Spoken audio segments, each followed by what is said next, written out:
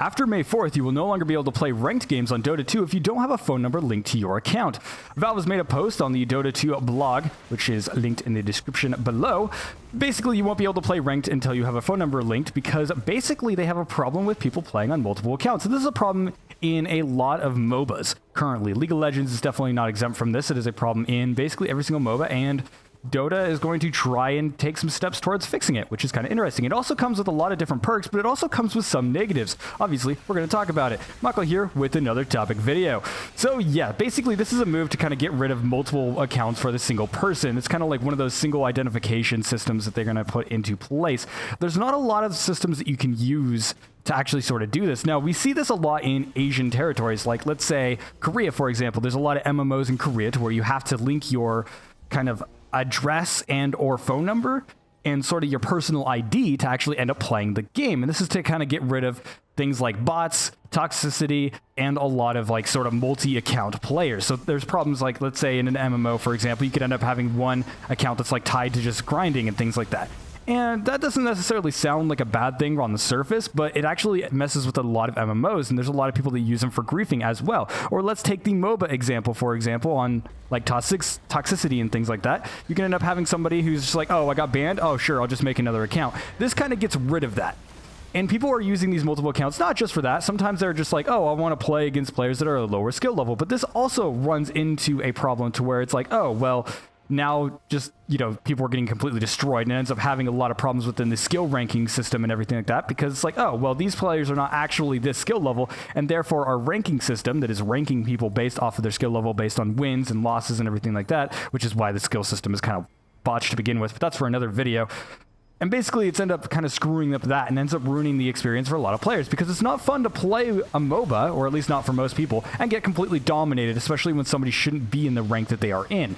And so it does run into a situation to where, yeah, there's also the account sort of selling systems and things like that. There's a bunch of things that people do with multiple accounts, but in general, people playing with multiple accounts is almost always a bad thing. Now, there is some scenarios to where I kind of agree with having multiple accounts. There are certain situations in, like, let's say, League of Legends, to where I would have a friend. Now, we wouldn't go into ranked matches or any PvP matches, but it would rank us with different sort of people within some of the special ranking systems that it would have, like such as ARAM. For example, we go into ARAM on a lower ranking account. That way, not everyone's 30, and then we have our friend who just literally started playing the game. And that seems a little bit fair, because it's more of just a fun mode, and it's not something that we end up completely dominating in, because there is a lot of sort of randomization in the comps. And yes, we do end up performing a little bit better than most people, but we always end up screwing around doing ridiculous builds, and we never ended up being toxic about it. That said, that's very much the minority, and not something that ends up happening a lot. It's not something that ends up being something that, like, everyone's like, oh yeah, well, I'm just playing with a lower level friend. That's not normally the case. Normally it's end up being, you know, I want to completely dominate noobs because I'm a toxic bastard. And so that's end up being what it's kind of being. And this is why they're doing this whole linking the phone number account. Now, what are the positives to this phone ranking account? It's going to make it so it's harder to actually have multiple accounts. Not that people can't. Now, from what they've said, you can actually unlink a phone number at any moment. However, there's going to be a 3-month period to where that phone number cannot be linked to another account, which means that for basically 3 months, that phone number is unusable. Now, I could see some toxic cases where somebody like pranks and uses their phone, but I think it uses the mobile authenticator, I have a feeling, because it is Valve and they own the whole Steam thing.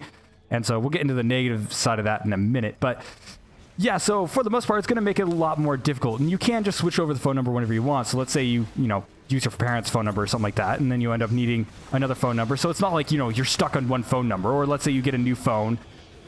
But this also runs into a situation to where people can easily use a botched phone. And obviously Valve has said, hey, using those fake kind of phone numbers or those sort of outsourced party things that you can end up having a phone number for, which a lot of people do that for, like Korean MMOs that require a phone number. If they're not Korean, they use them for, if they're a foreigner and they don't have a Korean phone number, they'll use these outside sources to kind of get a phone number.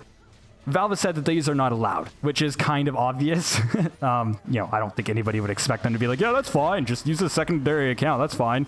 We just don't want you using like a normal phone number or something like that. No, obviously that is against the rules as well. And I don't necessarily think that they're going to change their mind on any of that either. And I think this is, in general, it's a good move. However, there are a few negatives. Now, for one, there's privacy, because this means that each phone number is going to be linked to an account. And that means, like, hey, it's Valve. So for one, if you use the mobile authenticator, they have more information than just your phone number. So obviously, it's probably not going to be a big deal for you if you're already in that sort of like group. But if you are somebody that's worried about companies having your phone number, this is one of those situations to where you are being stopped from playing ranked mode. Now, this isn't going to stop you from playing the game. This is only going to stop you from playing ranked. And so it's not like, oh my god, I can't play Dota 2 anymore. No, it's only going to be if you're going to play ranked. And if you're going to look at the whole competitive side and you're only in it just to pwn noobs because your skill ranking is high, there's plenty of other games for you, dude. You can play those. But regardless, it is one of those situations to where you can't play ranked and you won't have like a ranked main account. Now, you can still go into normal games if you don't want to link your phone number, but for the most part, this does run into some privacy issues. Now, obviously, they're a company that can do whatever they want, and they're not stopping you from playing the game. They're just making it so that you can't play ranked anymore, which I think is all right. And not everyone is going to play ranked. In fact, I think most people play non-ranked. I believe. I don't actually have the statistics on that, but from the most part, like for the player numbers that you can see on their server counts, generally it's less players are playing the ranked mode and more people are playing like the normal matches and things like that, which is kind of understandable, but at the same time, you know, once again, it's not going to like ruin the experience. But if you're somebody who likes to play the ranked and you don't want your phone number being on these accounts, that does kind of suck, and it does run into a privacy thing. Valve, while they've been fairly decent with a lot of privacy type stuff, there have been cases to where this sort of profile information can be visible by random people. For example, back in Christmas era or whatever, like they had this whole thing to where people could end up seeing the wrong account page, and this ended up being a problem not with Valve, but rather with the sort of third-party caching software that they were using, or the caching service, to where basically they had all this sort of data so that their servers don't get overloaded. And so they would end up using that to kind of do this whole system. And then basically they had it so that random people could end up seeing this information just randomly out of nowhere. And so this was a possibility to where people's information could have been leaked. And yes, this information wasn't going to be like anything. It wasn't like, let's say, credit card numbers or anything like that. It was more like location data. And so it was like, oh, well, they're in this state or whatever. That is still serious in a lot of cases because it is personal data that is being leaked. And so this is a certain area to where some people might not want to give them a phone number for this reason. Now, I don't necessarily think it's that big of a deal. Somebody knowing my phone number, I have my phone number posted all over the place because I'm a graphic designer, so I need people to know my phone number. So they at least know my business number, and so they can end up getting a hold of that pretty easily. So for me, it's not that big of a deal, and I'm not necessarily going to worry about it. And I do think it's a good idea because people having these multiple accounts isn't a good thing in a lot of cases. And so basically kind of locking it down so that they can only have one account isn't a bad idea. Is this the best way to go about it? That I necessarily can't say. And are there other negatives to it? That I also cannot say. There are some spoofing cases where somebody could end up using a friend's phone number to be like, oh, I'm a jerk and everything like that. But for the most part, like outside of those cases, which is really just a personal reason within that sort of usage case, I don't think it's actually that bad of a thing. And I think it's a really, really cool thing outside of the privacy thing. Now, obviously, once again, like any sort of data and anything like that you're giving out, this is Valve, and so maybe it's not going to be that big of a deal because it's Valve, and people aren't going to really say much about it. But at the same time, you know, it's just a good thing in general, them at least trying, because this isn't going to eliminate multiple accounts. Like I was talking about the third-party software and stuff like that, Valve isn't necessarily going to know if that phone number is from one of those. And what if it ends up being a phone number that seems like it is and then doesn't, and then they run into situations where they can't really act on a lot of it because you run into a situation where you have a chance of blocking out other people. This is why a lot of companies don't do IP blocks anymore, because certain regions or certain cases, like usage cases, like let's say an apartment or something like that. Like I live in an apartment. This isn't the case in my apartment, but some apartments will have shared internet or they'll have a shared IP. And so you would run into a situation where you can't IP block somebody because their neighbor is, you know, being a jerk. And so, yeah, that's one of the cases where they can't really do a lot about that. So there's still going to be people with multiple accounts. It's just going to make it more and more difficult. And it's not going to be something that's going to be more widespread. In fact, I think after May 4th, we're going to see a huge reduction in those numbers. Now, on the Valve side of things, they're obviously going to get lower account numbers for their sort of, I guess, their sort of marketing stuff. They can't say like, oh, we have this many accounts, because, you know, obviously this is going to reduce the sort of accounts that they have, because basically there's going to be inactive accounts because there were multiple accounts and they don't no longer have a linked phone number. But then they'll be able to also say like, oh, we have this many verified accounts because we have this many phone numbers. Once again, this is something that's not really going to affect consumers all that much. I mean, it'll affect their numbers, but really we won't see any effect from that whatsoever. It's not like Valve's going to instantly lose a bunch of money from it. So yeah, I think this is generally a good thing. And I really hope that other MMOs, or not MMOs, but MOBAs end up starting picking up this, and some MMOs. I think it would be a good idea to have this sort of thing regardless. Now, I know a lot of people are against it, and I know a lot of people are resistant to it in regions like Korea. I know Japan has some locational stuff, and a lot of these kind of have like ways to get around them, or they're not very strict on it. I know Sega has one thing to where when you set up a Sega ID account, you're supposed to have an address and everything like that linked to it, and basically, for one, now they've gotten rid of it. But before, you actually had to have this sort of regional data, and what you could end up doing is just putting the Sega headquarters, and it would still count as valid. And so basically, they didn't actually do any sort of checking on it or anything like that, and so that was how people were making accounts. And so a lot of them have never been... That guy got me killed with a bird. Dang it. And so a lot of them haven't really been that sort of, I guess, restrictive in a lot of senses. And I think it's a good idea to at least put barriers there, because it's going to reduce the number of people doing it, even if it doesn't eliminate it. And that's the main goal, is just to reduce it. Not eliminate it, just reduce it. Although it would be great if we had just everyone having one account. Makes sense, because it gets rid of toxic players. People aren't going to be like, I'm going to be a toxic jerk, but I have another account, so it's perfectly fine, you know? And obviously the investment sort of time and stuff like that goes into play as well.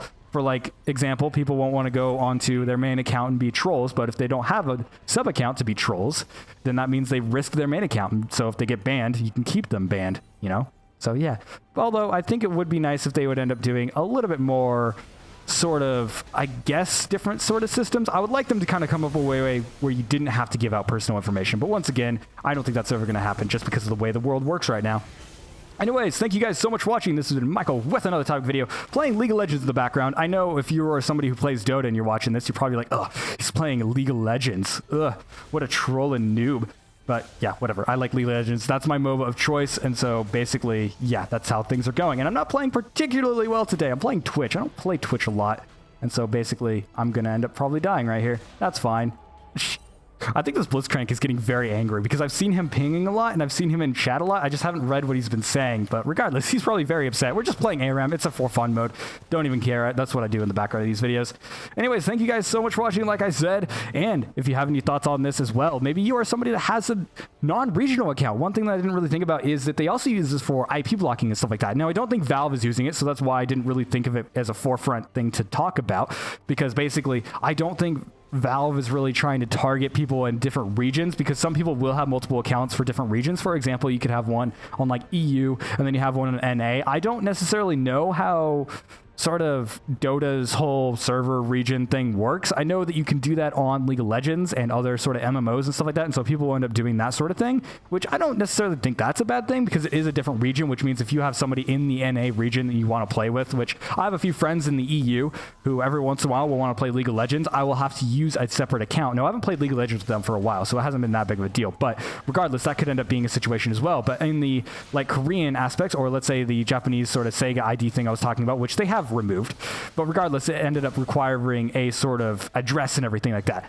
And so basically they use that as a way to kind of deter people who are not in Japan from playing their IP blocked games. And it's a way to kind of enforce this IP block without actually, you know, IP blocking people, which is kind of nice in a sense. Obviously, it doesn't work 100%, and a lot of them don't end up getting well received. So it's not necessarily something that's going to be seen widespread.